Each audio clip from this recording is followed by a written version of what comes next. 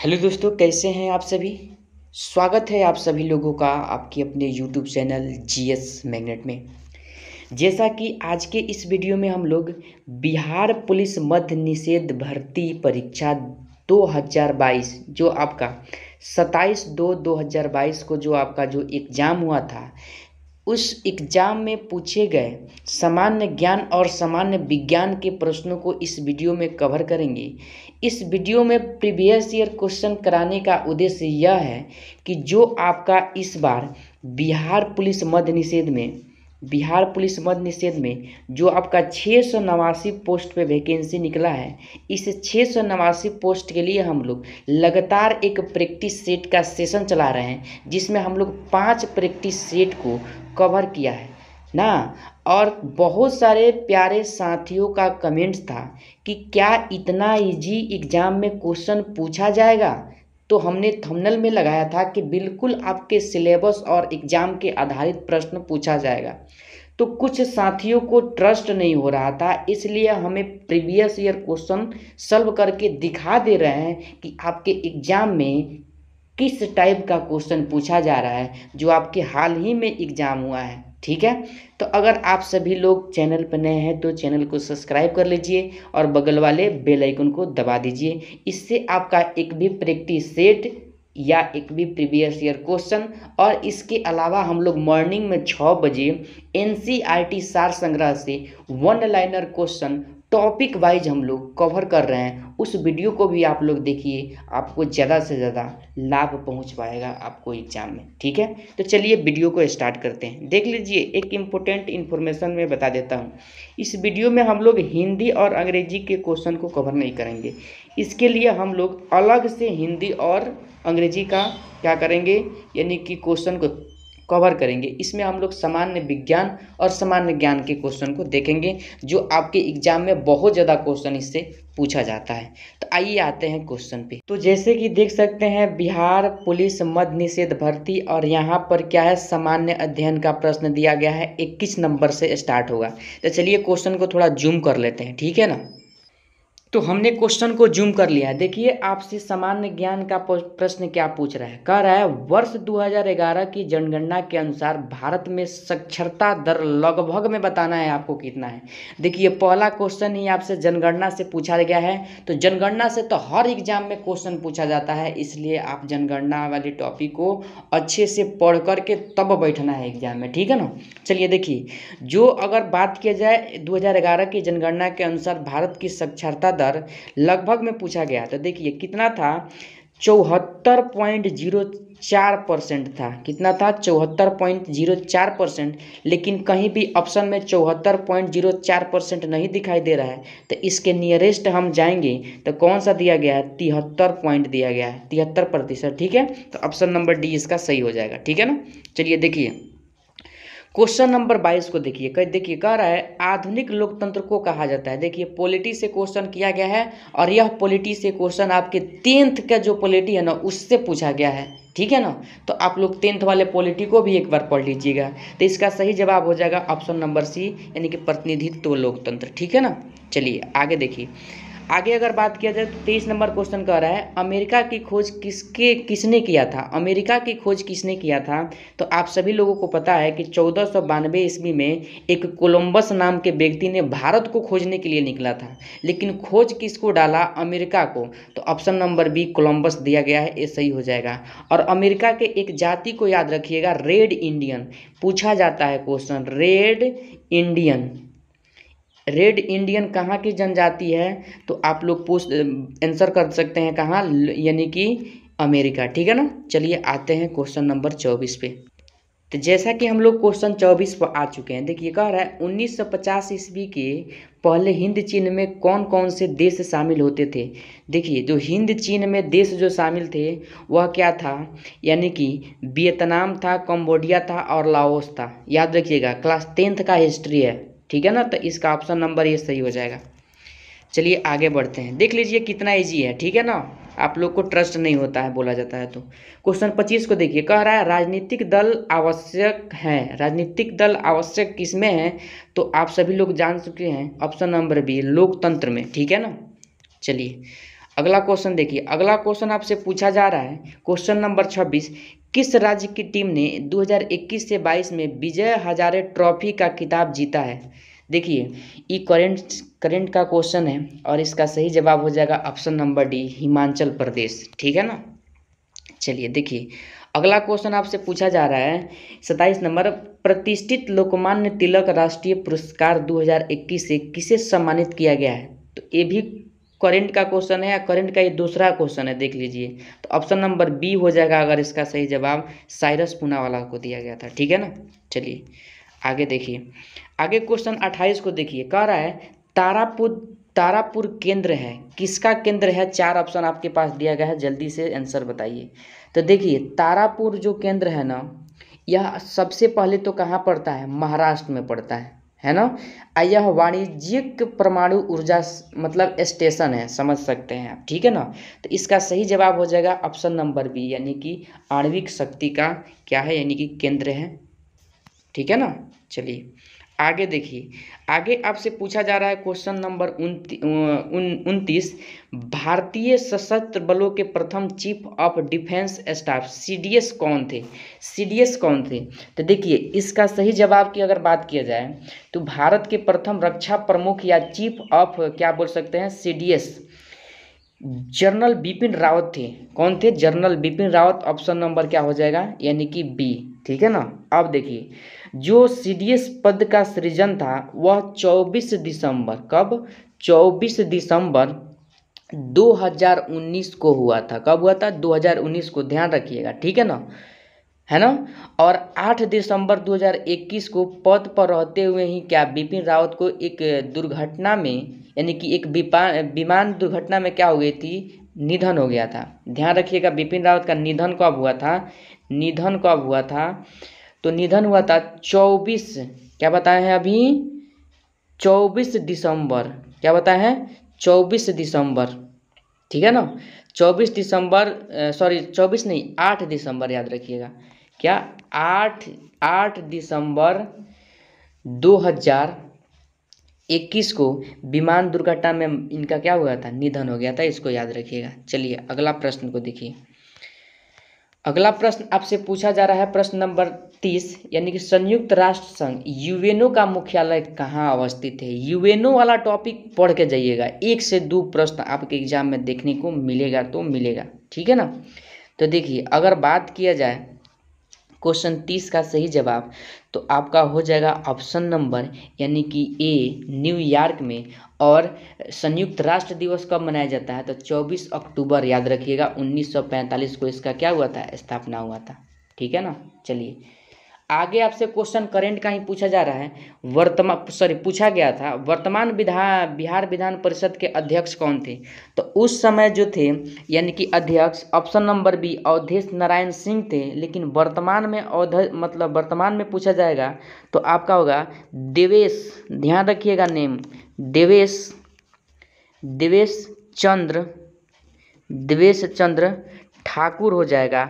और यह जेडीयू से बिलोंग करते हैं। ठीक है ना, ध्यान रखिएगा। चलिए अगला क्वेश्चन देखिए 32 नंबर, कह रहा है प्रथम विश्व युद्ध कब शुरू हुआ था। तो देखिए प्रथम विश्व युद्ध जो शुरू हुआ था वह 28 जुलाई 1914, यानी कि 28 जुलाई, ठीक है, 1914 को शुरू हुआ था। ठीक है ना। और 11 नवंबर 1918 तक चला था, 1918 तक चला था। इसको ध्यान रखिएगा। तो इसका सही जवाब हो जाएगा ऑप्शन नंबर डी। ठीक है ना। चलिए अगला प्रश्न को देखिए, अगला प्रश्न आपसे पूछा जा रहा है करंट से, और चौथा क्वेश्चन है करंट का, ये ध्यान रखिएगा। निम्नलिखित में कौन जुलाई 2021 में अंतरिक्ष में यात्रा करने वाली भारतीय मूल की द्वितीय महिला बनी है। भारतीय मूल की द्वितीय महिला बनी है, आपको बताना है। तो देखिए क्वेश्चन 33 का सही जवाब हो जाएगा आपका ऑप्शन नंबर सी, यानी कि शीर्षा बांदला। ठीक है ना। चलिए अगला प्रश्न को देखिए, अगला प्रश्न आपसे पूछा जा रहा है राष्ट्रीय मानवाधिकार आयोग की स्थापना किस वर्ष हुई थी।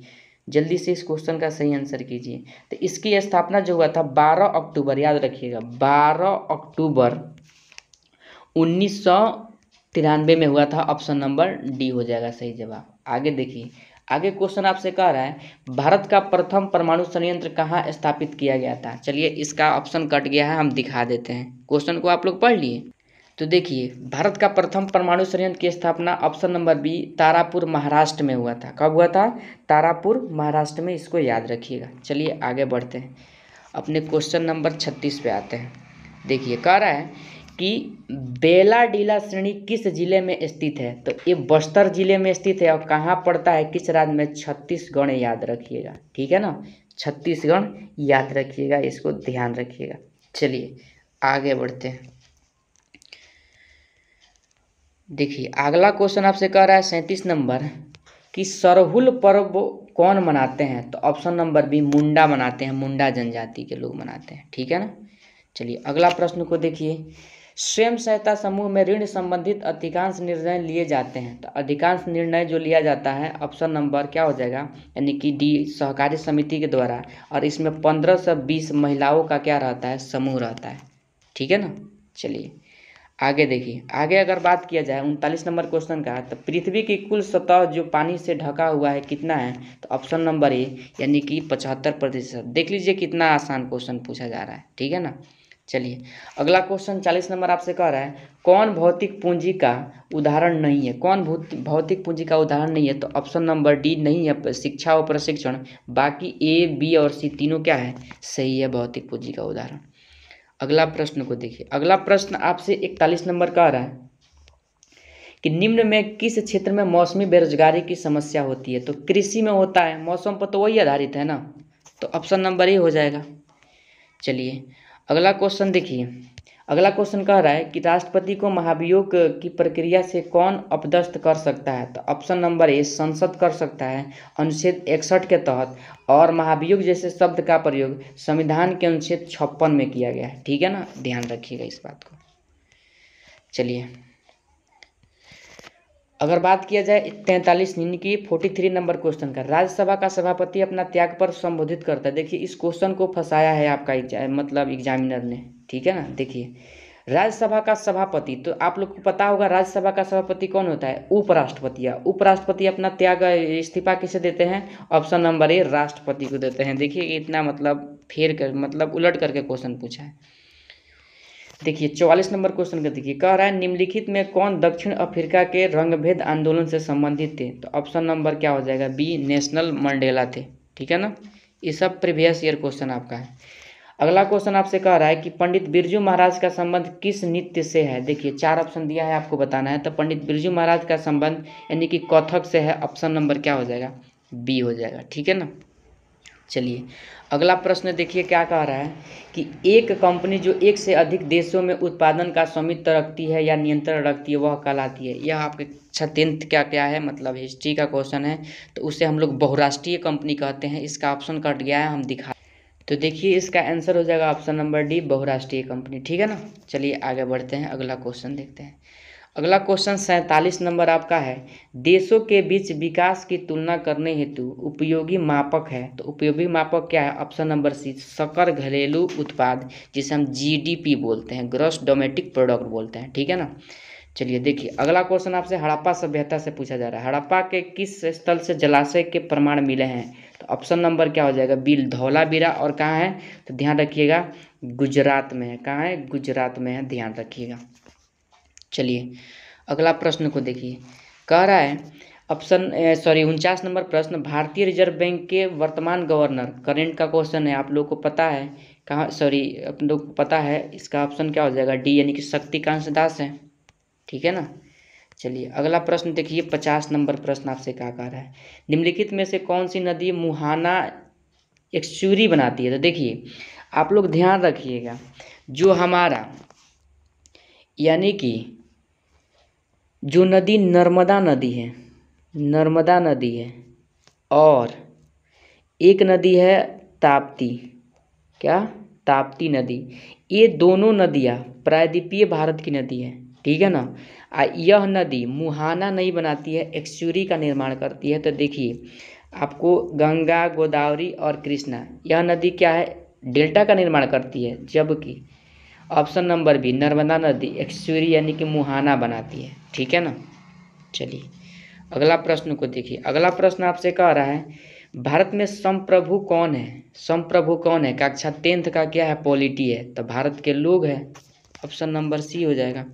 चलिए अगला प्रश्न देखिए कितना इजी पूछा गया है। बिहार के लगभग हर परीक्षा में इसको पूछ लिया जाता है। बिहार दिवस कब मनाया जाता है? तो 22, जल्दी से बताइए आप लोग। तो 22 मार्च को मनाया जाता है, ऑप्शन नंबर ए, ठीक है ना। चलिए आगे वाला प्रश्न आपको 53 नंबर का रहा है। तृतीय क्षेत्र में सम्मिलित गतिविधियां नहीं है। देखिए यातायात, व्यापार, संचार, जितना भी सेवा क्षेत्र है ना उसे तृतीय क्षेत्र बोलते हैं, लेकिन पशुपालन ये प्राथमिक क्षेत्र में आता है कि नहीं? तो इसका सही जवाब हो जाएगा सी। अगला प्रश्न को देखिए।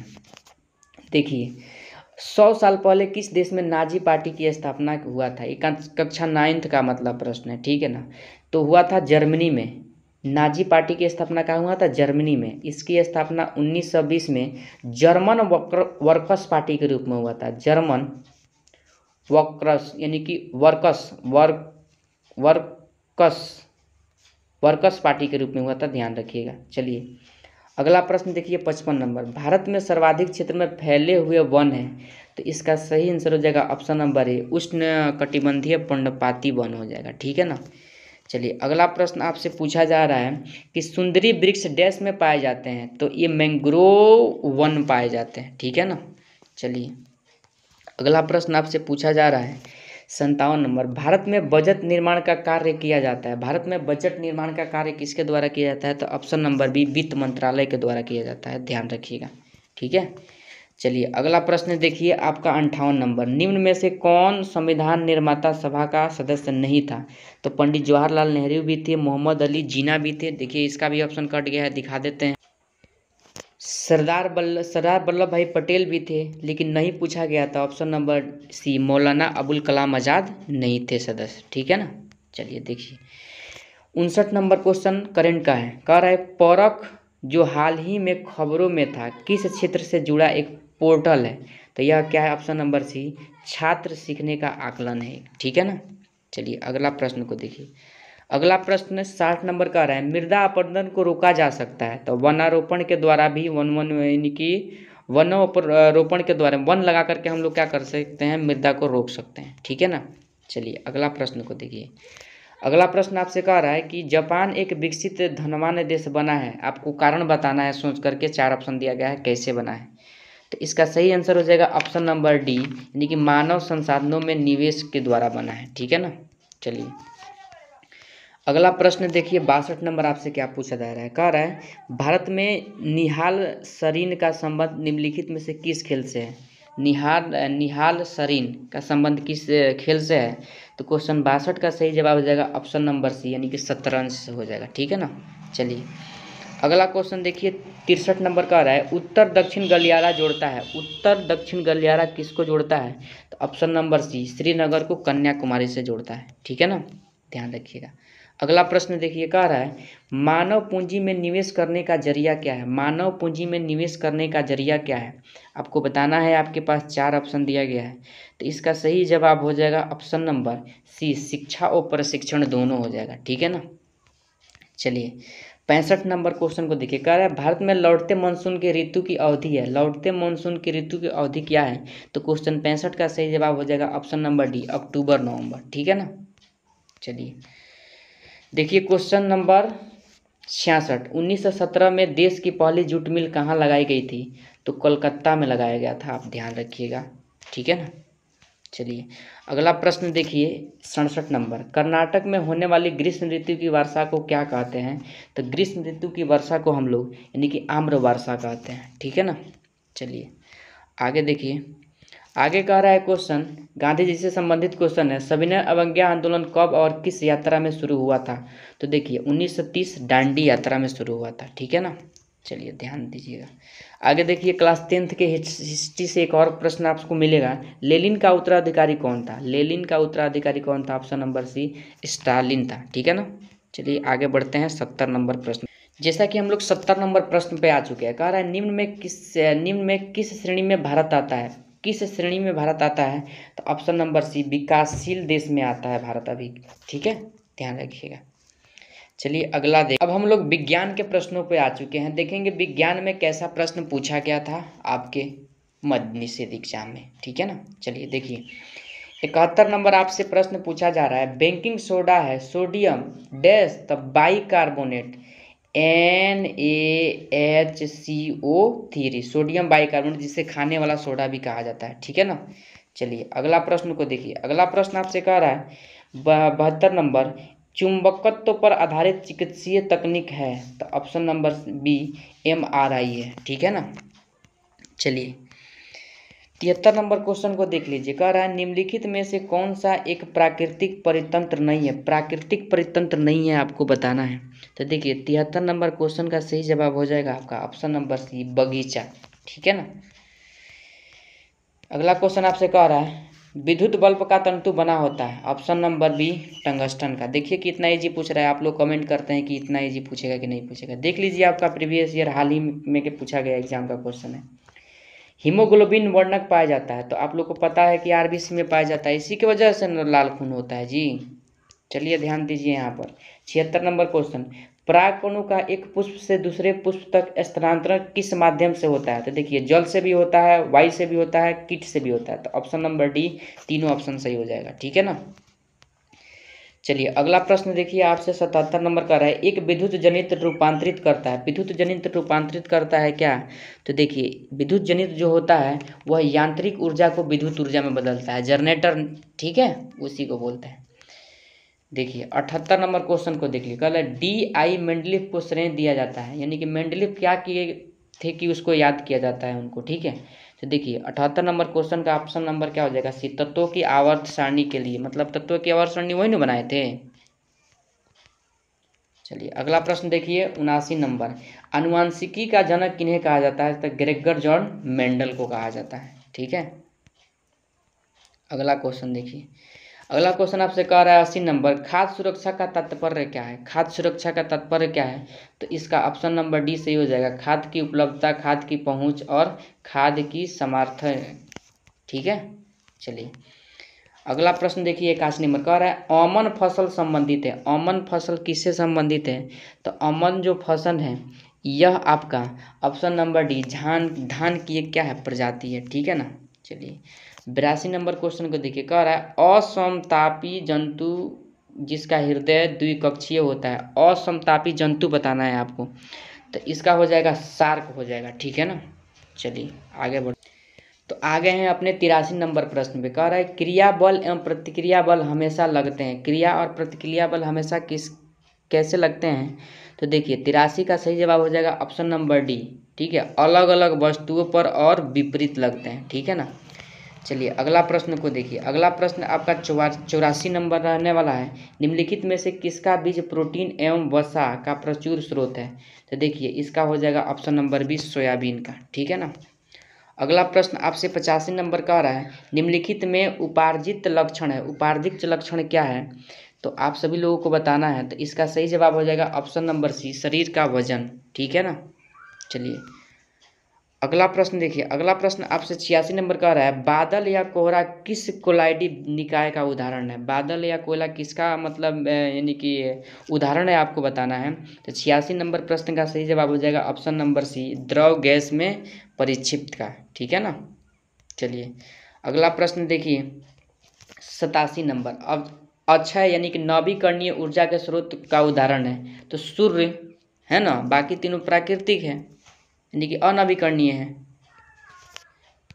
देखिए 88 नंबर क्वेश्चन को देखिए। एक पारितंत्र में सभी हरे पौधे एवं नील हरित शैवाल जिसमें प्रकाश संश्लेषण की क्रिया की क्षमता होती है डैश वर्ग के अंतर्गत आते हैं।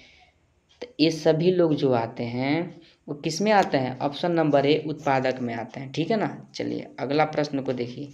अगला प्रश्न आपसे पूछा जा रहा है यानी कि 89 नंबर इस्पात तथा लोहे को जंग से सुरक्षित रखने के लिए उन पर यसद लेपन की प्रक्रिया में एक पतली परत निम्न की है।